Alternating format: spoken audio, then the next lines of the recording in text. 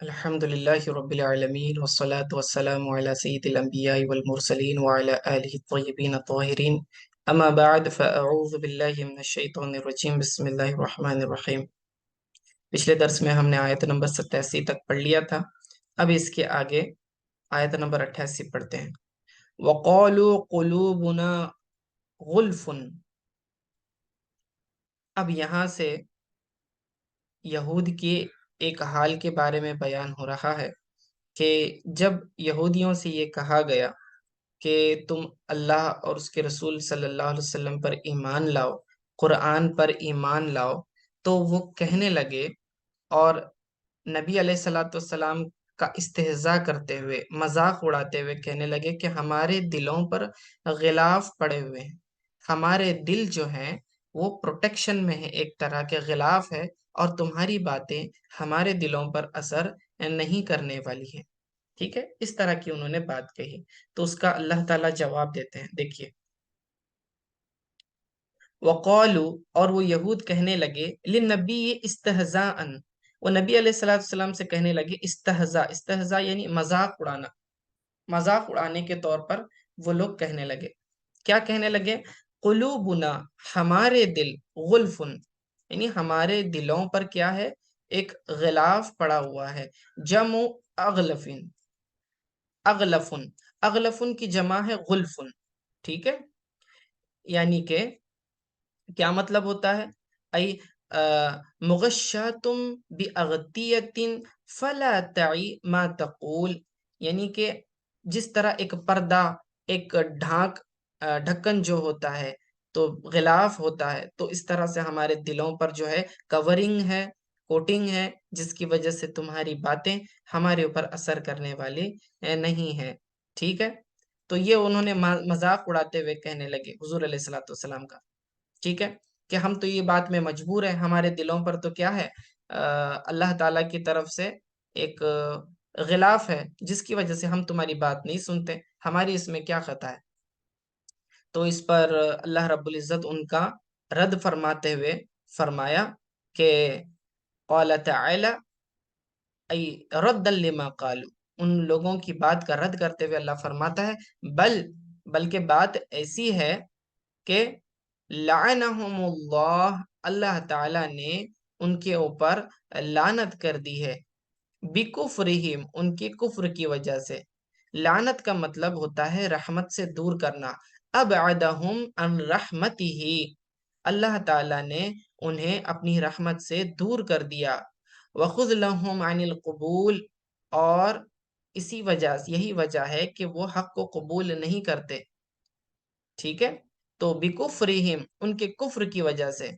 वलैसा अदमु कबूलिहिम लिल खलली फी कुलूबिहिम, लिखललिन फी कुलूबिहिम, यानी कि अल्लाह रब्बुल इज़्ज़त फरमाता है कि ये जो हक बात को कबूल नहीं कर रहे हैं, तो इनके दिलों में स्पेसिफिकली कोई इशू नहीं है, बल्कि इन्होंने जो कुफ्र किया, उस कुफ्र की लानत ये है कि ये हक बात को कबूल नहीं कर रहे हैं। फ़क़लीलन मा युमिनून, के बस तुम में से बहुत थोड़े हैं जो ईमान लाते हैं।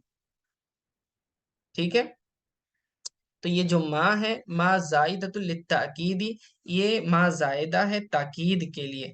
ठीक है, ताकीदुल किल्लती, आई ईमानुहुम कलीलुन जिद्दन, ये मतलब होगा उसका, यानी कि उनका ईमान बहुत ही थोड़ा है, यानी ईमान की मिकदार को बताया जा रहा है। एक तो बात हो फ़क़लीलन मा युमिनून, यानी बहुत थोड़ा ही ये लोग ईमान रखते हैं, इनका ईमान कोई पुख्ता और मजबूत नहीं है, बल्कि बहुत ही कमजोर सा इनका ईमान है।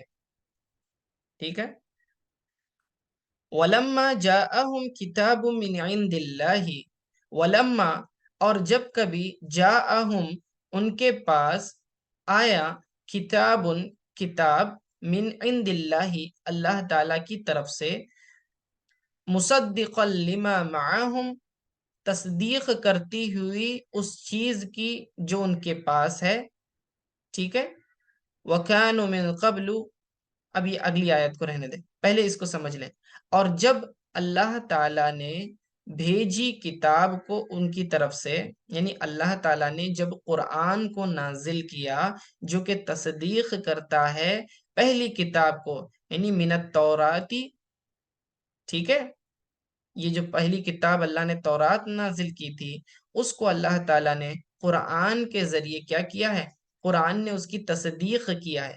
سمجھنے کی کوشش کرے، دیکھیں پہلی نازل ہونے والی کتاب کیا ہے؟ تورات ہے۔ اس کے بعد اللہ تعالیٰ نے انجیل نازل فرمائی، اس کے بعد قرآن نازل فرمائی۔ اب قرآن کے سچا ہونے کی دلیل کیا ہے؟ کہ یہ پچھلی کتابوں کی تصدیق کرتی ہے، یعنی کہ یہ بتلاتی ہے کہ جو کتابیں اللہ نے پہلے نازل کی ہیں وہ بھی سچی ہیں۔ جب خود تم اپنی تورات کو سچا کہتے ہو اور یہ کتاب بعد والے جو قرآن نازل ہوا وہ خود تمہاری تورات کو سچا کہہ رہی ہے، تو تمہیں اسے قرآن کو سچا ماننے میں کیا پرابلم ہے؟ ٹھیک ہے، تو وَلَمَّا جَاءَهُمْ، جب آ گئی ان کے پاس کتاب من عند اللہ،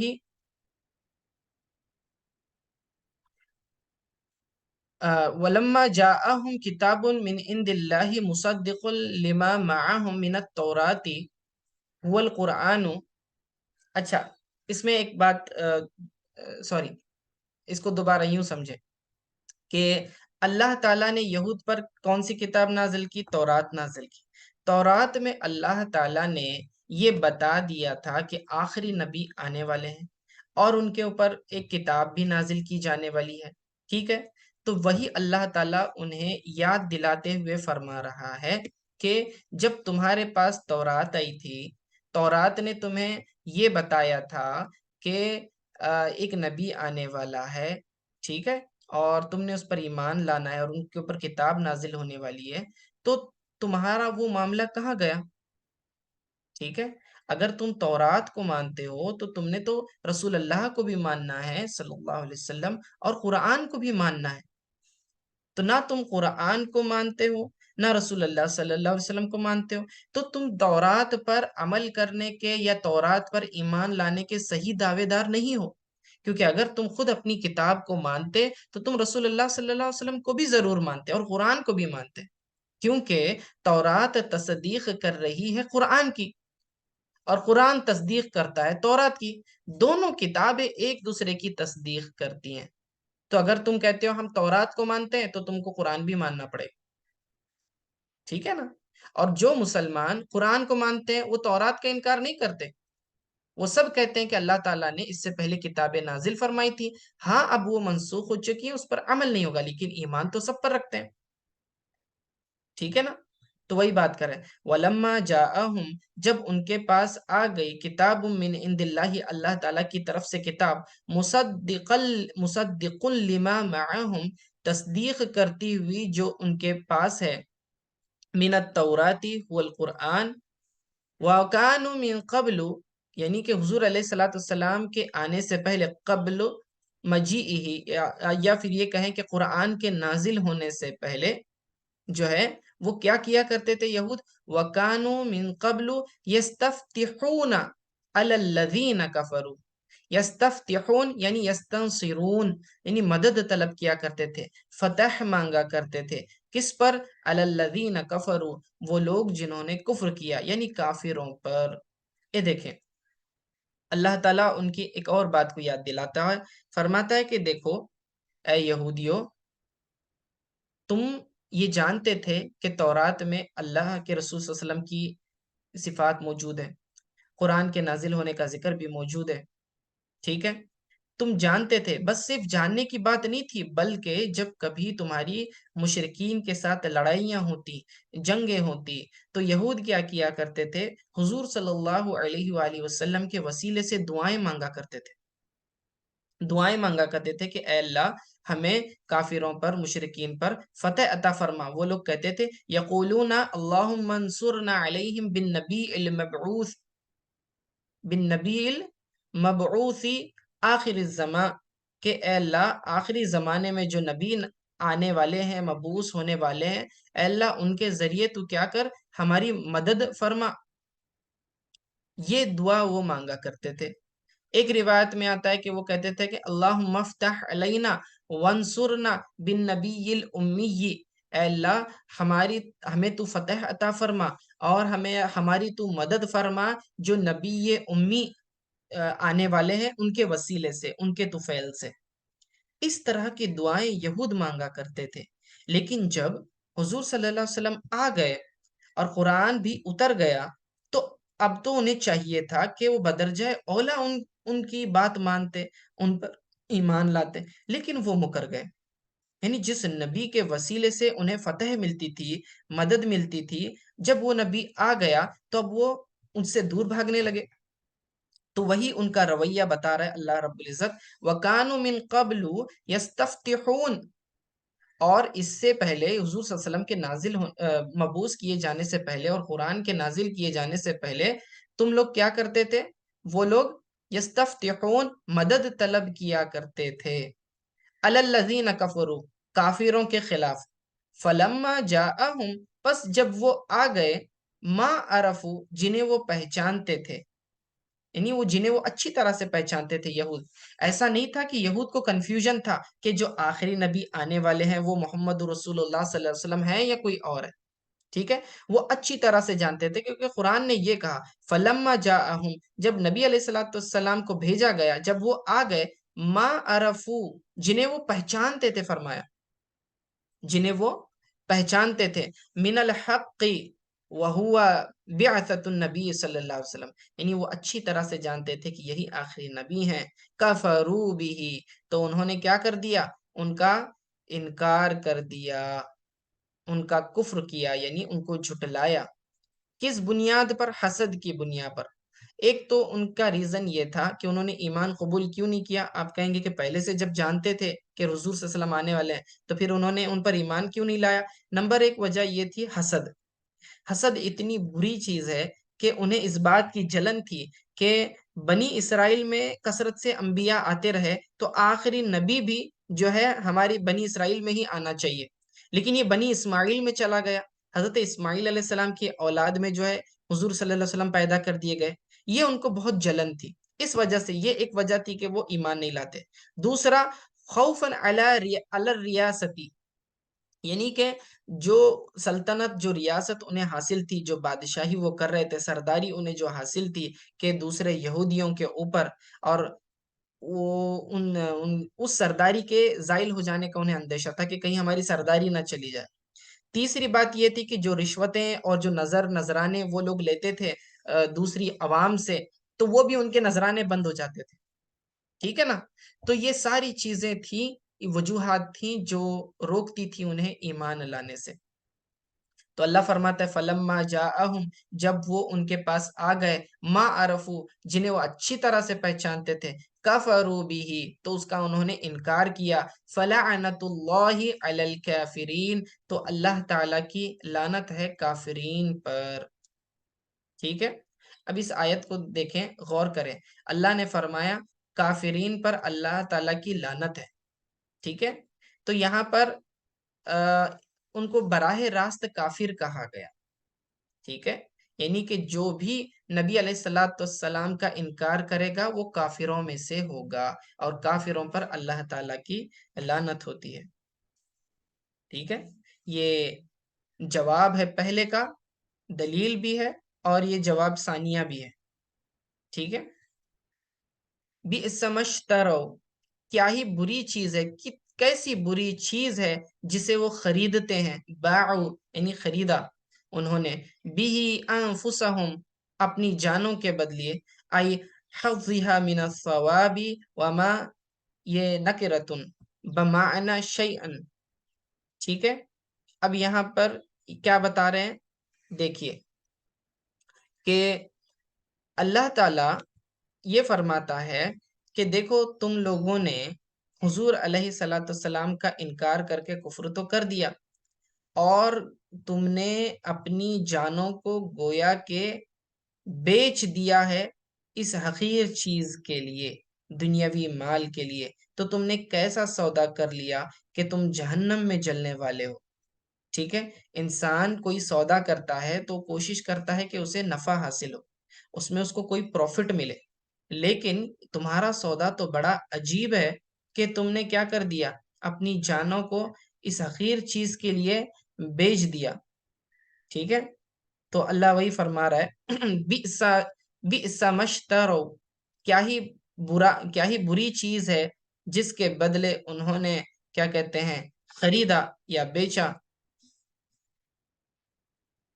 بھی انفسہم، اپنی جانوں کو، ان یکفروا بما انزل اللہ، کس کے بدلے؟ کہ انہوں نے کفر کیا اس چیز کا جسے اللہ تعالی نے نازل کیا، یعنی کہ قرآن، بغین، حسد کی بنیاد پر.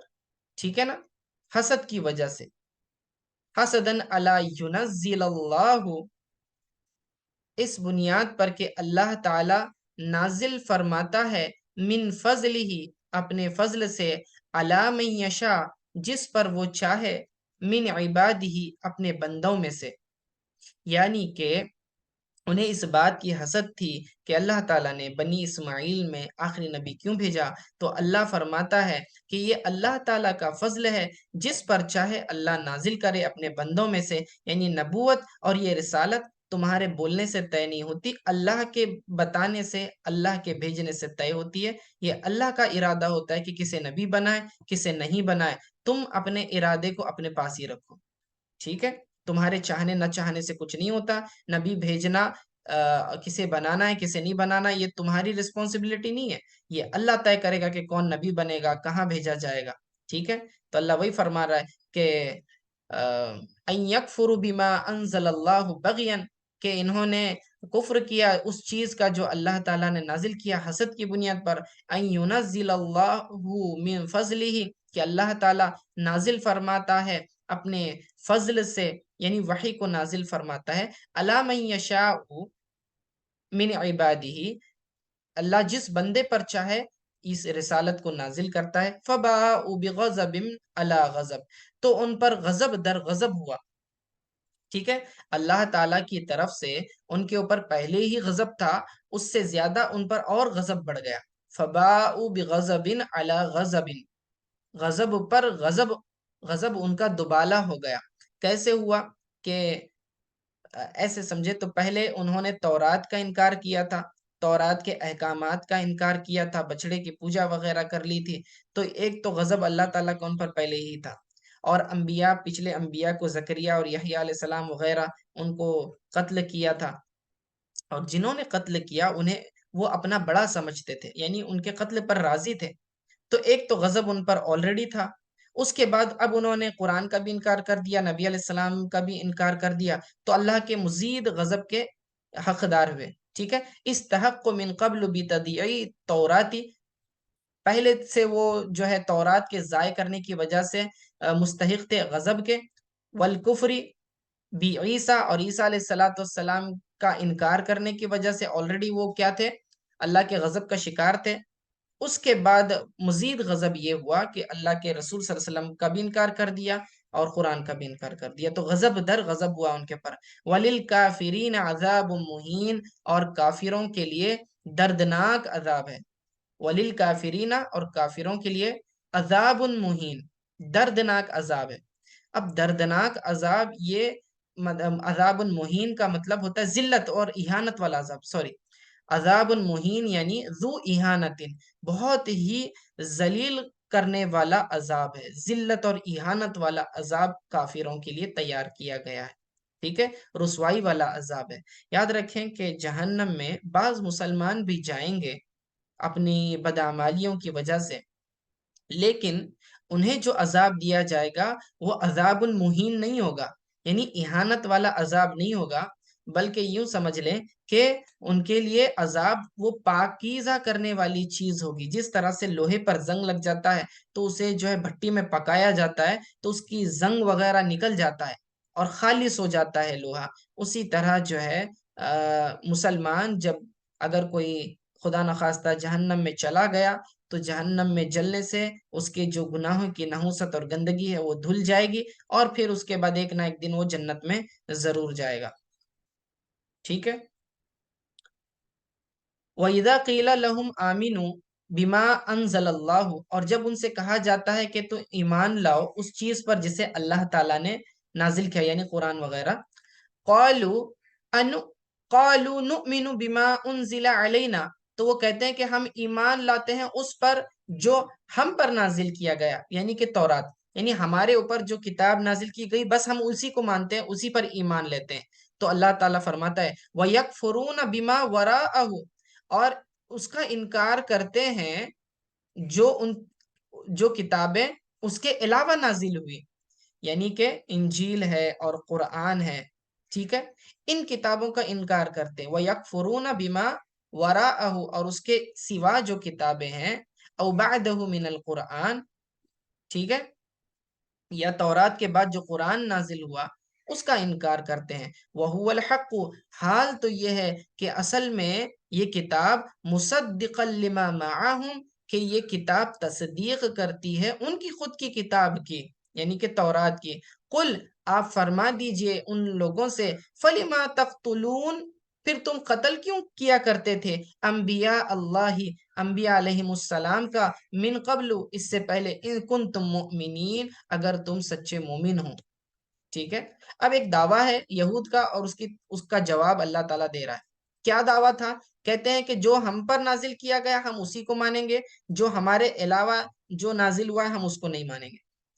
ٹھیک ہے، تو اللہ فرما رہا ہے اگر تم اپنے دعوے میں اتنے ہی سچے ہو تو اس کی دو دلیلیں دی. نمبر ایک، جو قرآن ہے وہ تو تصدیق کرتا ہے تمہاری بھی کتاب کی، تورات کی بھی، کہ اللہ کی طرف سے وہ بھی سچی ہے، اور تمہاری تورات بھی جو ہے اس بات کی جو ہے گواہی دیتی ہے کہ قرآن سچا ہے.